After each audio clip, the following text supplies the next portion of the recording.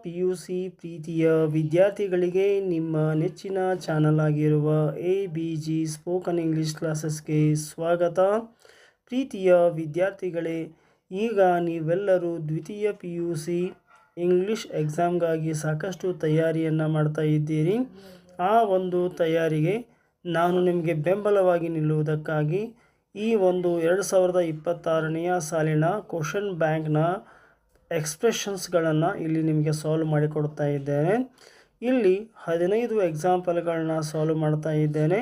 ಈ 15 ಎಕ್ಸಾಂಪಲ್ಗಳಲ್ಲಿ ಒಂದು ಎಕ್ಸಾಂಪಲ್ನ ನಿಮ್ಮ ಪರೀಕ್ಷೆಗೆ ಕೇಳುತ್ತಾರೆ ಅನ್ನುವಂಥ ಒಂದು ವಿಚಾರ ನಿಮಗೆ ಗೊತ್ತಿರಲಿ.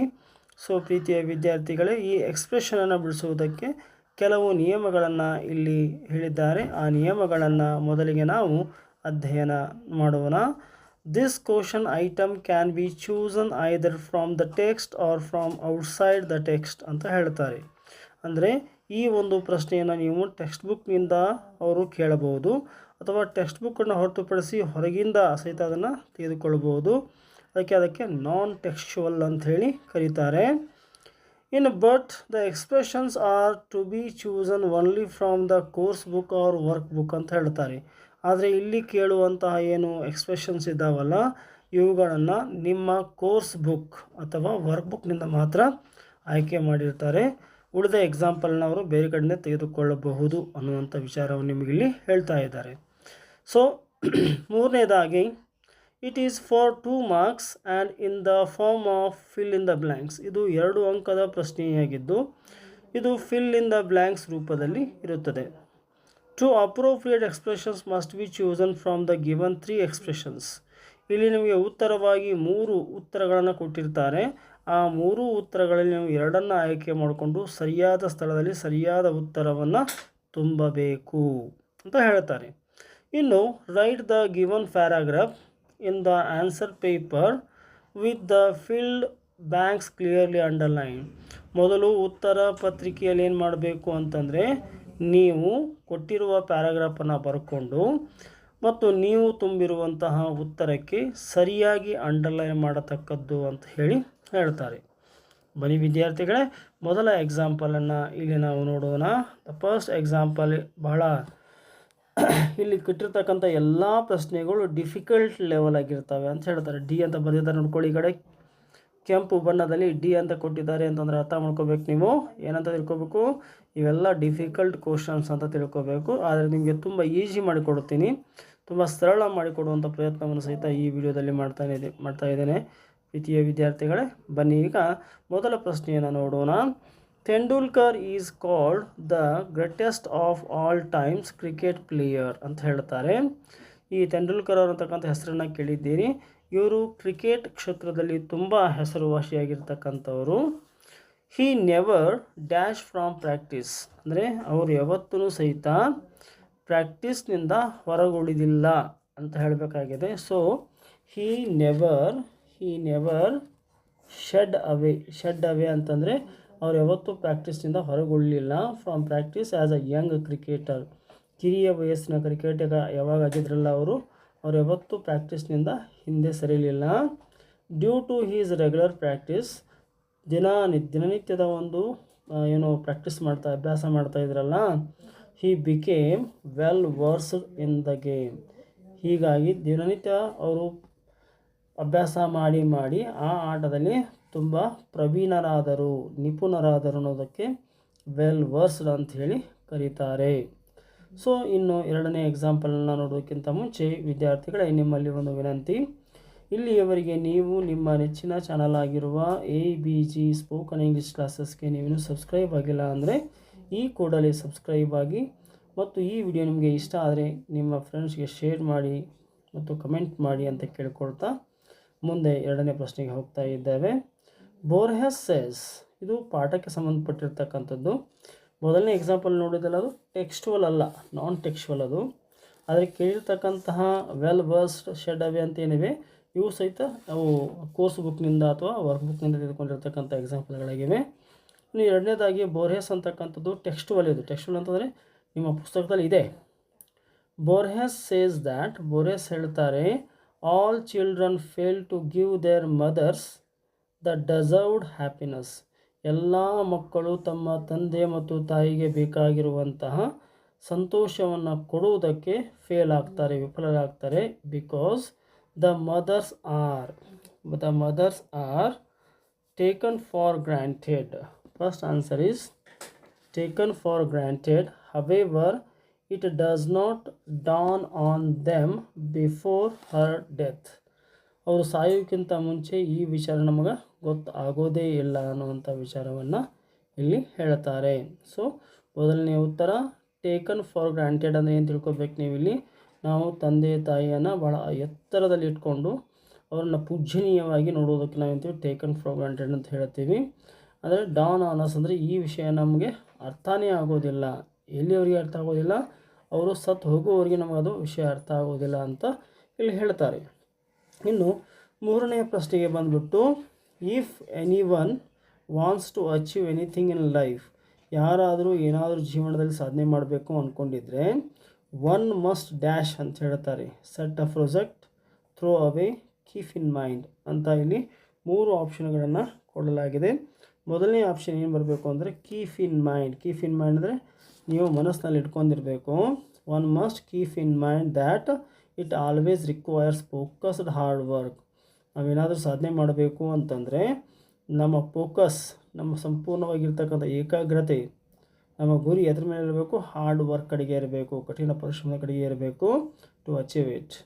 One should not dash any opportunity that comes on the way. ನೀವು ಮಾಡುವಂಥ ಕೆಲಸದಲ್ಲಿ ಬಂದಿರತಕ್ಕಂಥ ಯಾವುದೇ ಅಪರ್ಚುನಿಟಿನ ಏನು ಮಾಡಬಾರ್ದು, ನೀವು ಥ್ರೋ ಅವೇ, ಅದನ್ನು ಹೊರಗಡೆ ಎಸಿಬಾರ್ದು. Throw away any opportunity that comes on the way. ಆ ದಾರಿಯಲ್ಲಿ ಬರುವಂತಹ ಯಾವುದೇ ಅವಕಾಶವನ್ನು ನೀವು ಯಾವತ್ತಿಗೆ ಹೊರಗೆ ತೂರಬಾರದು ಅಂತ ಹೇಳ್ತಾರೆ. ಇಲ್ಲಿಗೆ 3 ಪ್ರಶ್ನೆಗಳನ್ನು ನೋಡಿದ್ವಿ ವಿದ್ಯಾರ್ಥಿಗಳೇ. ಈಗ ನೇರವಾಗಿ 4ನೇ ಪ್ರಶ್ನೆಗೆ ನೋಡುವಂಥ ಸಮಯ ನೋಡ್ತಾ ಇದ್ದೇವೆ. ಈಗ 4ನೇದು, the business in our street got his business man ಅಂದರೆ ವ್ಯಾಪಾರಸ್ಥ ಅಂತ ತಿಳ್ಕೊಬೇಕು ನೀವು. The business in our street ಅಂದರೆ ನಮ್ಮ ಓಣಿಯಲ್ಲಿ ವ್ಯಾಪಾರ ಮಾಡ್ತಕ್ಕಂಥ ಒಬ್ಬ ವ್ಯಕ್ತಿ got his daughter married off recently, ಇತ್ತೀಚೆಗೆ ಏನು ಮಾಡಿದ್ದಾನೆ, ತನ್ನ ಮಗಳನ್ನು ಮದುವೆ ಮಾಡ್ದ. ಹಿ ಹ್ಯಾಡ್ ಇನ್ವೈಟೆಡ್ ಅಂದರೆ ಆತ ಎಲ್ಲರನ್ನ ಇನ್ವೈಟ್ ಮಾಡಿದ್ದ. ಎಲ್ಲರನ್ನು ಅನ್ನೋದಕ್ಕೆ ಆಲ್ ಆ್ಯಂಡ್ ಸನ್ರಿ ಅಂತಕ್ಕಂಥ ಪದವನ್ನು ನಾವಿಲ್ಲಿ ಉಪಯೋಗ ಮಾಡ್ತೀವಿ.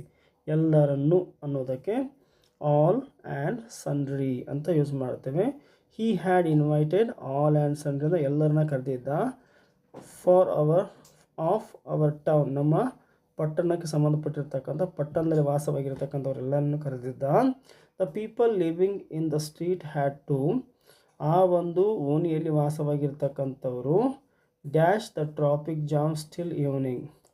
ಇಲ್ಲಿ ಪುಟ್ ಅಪ್ ವಿತ್ ಅಂತ ಬರುತ್ತೆ.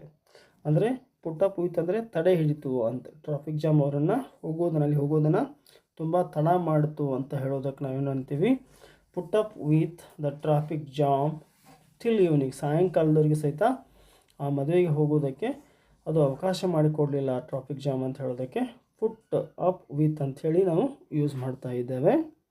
ಇನ್ನು ಪ್ರಶ್ನೆ ನಂಬರ್ 5 ನೋಡ್ತಾ ಇದ್ದೇವೆ. The parents dream of making their children engineers or doctors. ಇವತ್ತು ತಂದೆ ತಾಯಿಗಳು ತಮ್ಮ ಮಕ್ಕಳನ್ನು ಇಂಜಿನಿಯರ್ ಮಾಡಬೇಕು, ಡಾಕ್ಟರ್ ಮಾಡಬೇಕು ಅಂಥೇಳಿ ಕನಸು ಕಾಣ್ತಾ ಇರ್ತಾರೆ. ಬಟ್ ಚಿಲ್ಡ್ರನ್ ಲರ್ನ್ ಥಿಂಗ್ಸ್, ಆದರೆ ಮಕ್ಕಳು ಮಾತ್ರ ವಿಷಯಗಳನ್ನ ಸರಿಯಾಗಿ ಕಲಿಯೋದಿಲ್ಲ. And dash fail to clear competitive exam ಅಂತ ಹೇಳ್ತಾರೆ. So learn things, but children learn things by heart. ವಿದ್ಯಾರ್ಥಿಗಳು ಏನು ಮಾಡ್ತಾರೆ ಅಂತಂದರೆ ತಮ್ಮ ವಿಷಯವನ್ನು ಬೈ ಹಾರ್ಟ್ ಮಾಡಿ ಕಲಿತಾರೆ. ಹೀಗಾಗಿ ಅವರು ಸ್ಪರ್ಧಾತ್ಮಕ ಪರೀಕ್ಷೆಗಳಲ್ಲಿ ಕ್ಲಿಯರ್ ಮಾಡೋದಕ್ಕೆ, ಅದನ್ನು ಸಾಲ್ವ್ ಮಾಡೋದಕ್ಕೆ, ಕಾಂಪಿಟೇಟಿವ್ ಎಕ್ಸಾಮ್ಗಳನ್ನು ಬರೆಯೋದಕ್ಕೆ ಫೇಲ್ ಆಗ್ತಾರೆ. The parents finally realise what their dreams come to. Finally ಕೊನೆಯದಾಗಿ ತಂದೆ ತಾಯಿಗೆ ಗೊತ್ತಾಗುತ್ತೆ ನಮ್ಮ ಮಕ್ಕಳಿಗೆ ಅಷ್ಟು ಸಮರ್ಥರಲ್ಲ ಅನ್ನುವಂಥ ವಿಚಾರ ಅವರಿಗೆ ಗೊತ್ತಾಗುತ್ತೆ. ಇನ್ನು 6ನೇ ಎಕ್ಸಾಂಪಲ್ನ ನೋಡ್ತಾ ಇದ್ದೇವೆ. The fans of the film star were thrilled to see him in ಅಂತ ಹೇಳ್ತಾರೆ. ಈಗ ಒಬ್ಬ ನಟ ಬಂದಿದ್ದಾನೆ, ಒಂದು ಫಿಲ್ಮನ್ನು ಆ್ಯಕ್ಟಿಂಗ್ ಮಾಡಿರ್ತಕ್ಕಂಥ ನಟ ಬಂದಿದ್ದಾನೆ. The fans of the film star were thrilled, ಅವರು ರೋಮಾಂಚನಗೊಂಡಿದ್ದರು ಅವನ ನೋಡೋದಕ್ಕೆ. ಏನು ಡ್ಯಾಶ್ ಇಲ್ಲಿ ನೋಡಿ flesh and blood vanish into thin air out of hand ಅಂತ ಕೇಳ್ತಾರೆ. ಈಗ ಸರಿಯಾದ ಉತ್ತರ ಪ್ರಶ್ನೆ ಏನಪ್ಪ ಅಂದ್ರೆ ಫ್ಲೆಶ್ ಆ್ಯಂಡ್ ಬ್ಲಡ್ ಅಂತ ತಿಳ್ಕೊಬೇಕು. See him in flesh and blood. When the big crowd rushed towards him, the situation got out of hand. ಇಲ್ಲಿ ಸರಿಯಾದಂಥ ಔಟ್ ಆಫ್ ಹ್ಯಾಂಡ್ ಅಂದರೆ ಅವ್ರ ಕೈ ಮೀರಿ ಹೋಯಿತದು. ಅಲ್ಲಿ ಸೇರಿರ್ತಕ್ಕಂಥ ಜನಸಂದಣಿಯನ್ನು ಅವರಿಗೆ ಏನು ಮಾಡಲಿಕ್ಕಾಗಲಿಲ್ಲ, ಸೀಮಿತಗೊಳಿಸಲಿಕ್ಕೆ, ಅವುಗಳನ್ನು ಕಡಿಮೆ ಮಾಡಲಿಕ್ಕೆ, ಅವರ ಒಂದು ಕ್ರೌಡನ್ನು ತಡಲಿಕ್ಕೆ ಆಗಲಿಲ್ಲ ಅನ್ನೋದಕ್ಕೆ ಔಟ್ ಆಫ್ ಹ್ಯಾಂಡ್ ಅಂತ ಕರಿತೀವಿ. ಇಲ್ಲಿ ಫ್ಲೆಶ್ ಆ್ಯಂಡ್ ಬ್ಲಡ್ ಅಂದರೆ ಆತನನ್ನು ವ್ಯಕ್ತಿಯನ್ನು ನೋಡಲಿಕ್ಕೆ ಅಂತ ನೀವು ಅರ್ಥ ಮಾಡಿಕೊಳ್ಬೇಕು. ಇನ್ನು 7ನೇ ಪ್ರಶ್ನೆ ನೋಡ್ತಾ ಇದ್ದೇವೆ. ಪ್ರಶ್ನೆ ನಂಬರ್ 7, 8, 9 ನೋಡೋಣ.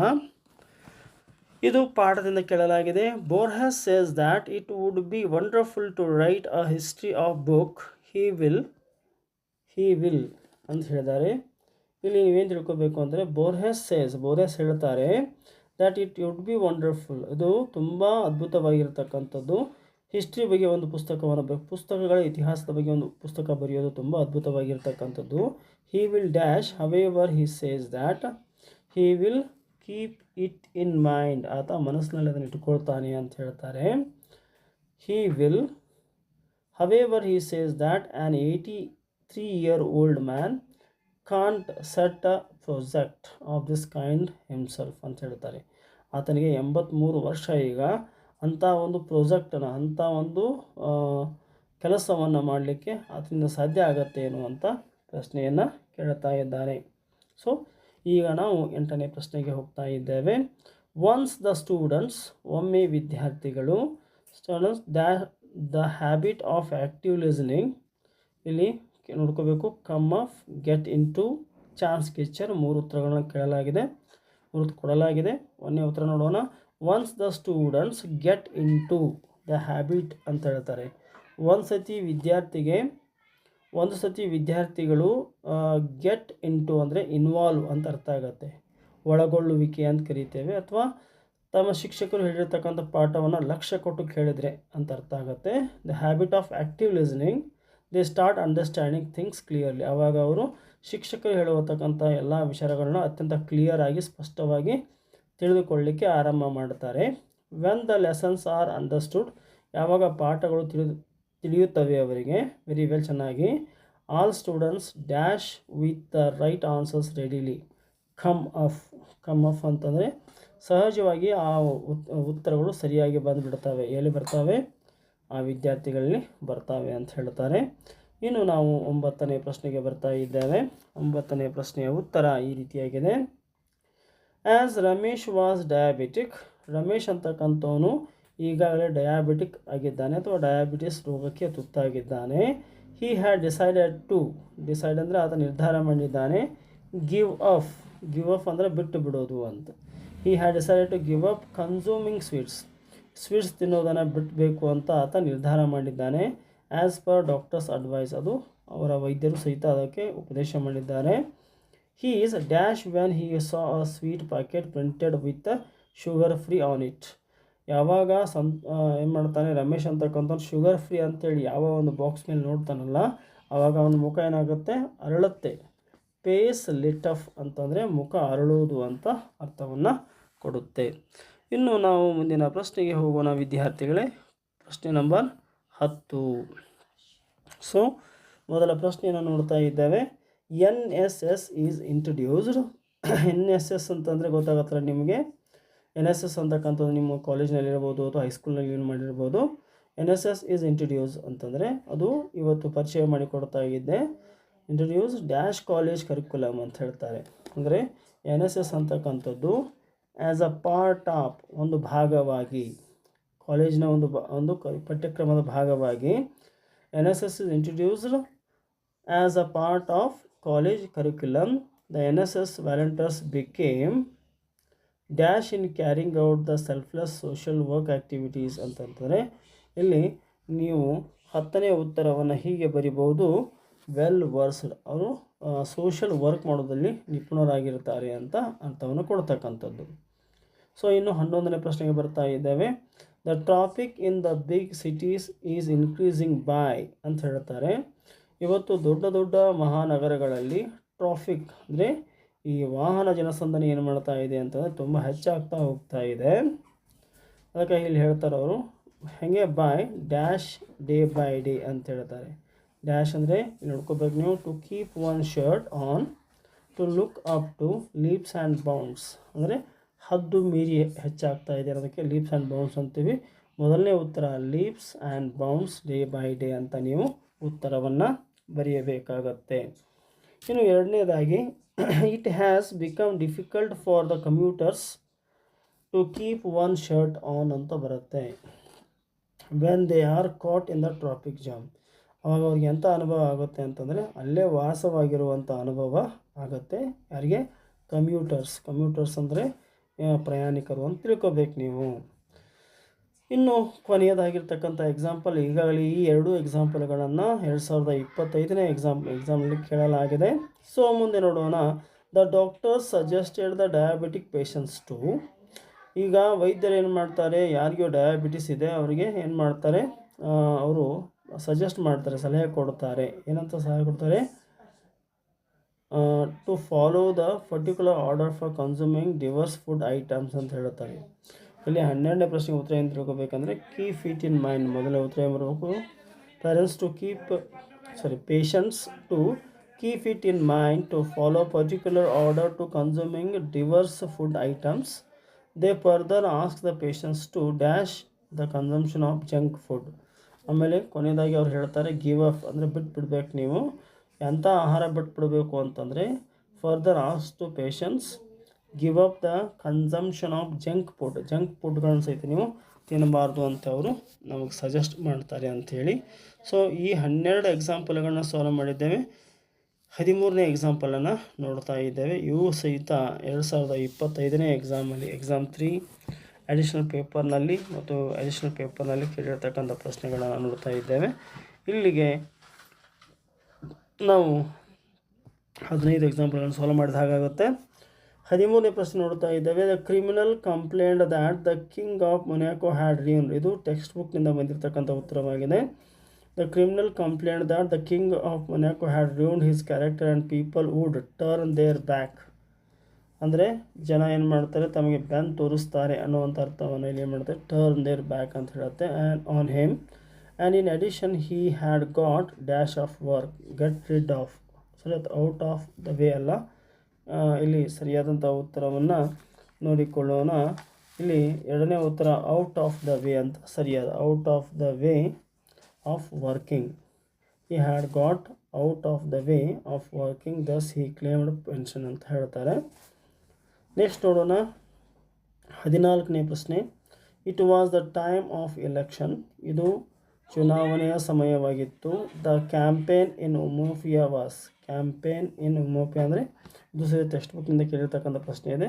The campaign in Umuofia was dash ಅಂತಂದರೆ in soup, landslide victory, in full swing ಅಂತಂದರೆ ಇಲ್ಲಿಂದಕ್ಕೂ ಒಂದು ಫುಲ್ ಸ್ವಿಂಗ್ ಅಂದರೆ ಚುನಾವಣೆಯ ಕಾವು ತುಂಬ ಜೋರಾಗಿತ್ತು ಅನ್ನೋದಕ್ಕೆ ನಾವೇನಂತೀವಿ, ಇನ್ನು ಫುಲ್ ಸ್ವಿಂಗ್ ಅಂತ ಕರೀತೇವೆ. Umuofia was in full swing. All knew that the honourable minister Marcus Ibe would have a landslide victory. ಅಚ್ಚರಿಯ ಒಂದು ಗೆಲುವು, ಜಯ, ಎಂಥ ಒಂದು ಜಯ ಯಾರಿಗೂ ಸಿಗೋದಿಲ್ಲ ಅಂತ ಜಯವನ್ನು ಸಾಧಿಸ್ತಾರೆ ಅಂತಕ್ಕಂಥದ್ದಕ್ಕೆ ಲ್ಯಾಂಡ್ ಸ್ಲೈಡ್ ವಿಕ್ಟ್ರಿ ಅಂಥೇಳಿ ನಾವು ಕರೀತೀವಿ. ಇನ್ನು 15ನೇ ಪ್ರಶ್ನೆ ನೋಡ್ತಾ ಇದ್ದೇವೆ. Anil Kumble is called one of the greatest bowlers in cricket. Anil Kumble ಅವರನ್ನು ನಾವು ಅತ್ಯಂತ ಪ್ರಸಿದ್ಧ ಒಬ್ಬ ಬೌಲರ್ ಅಂತ ಕರೀತೇವೆ.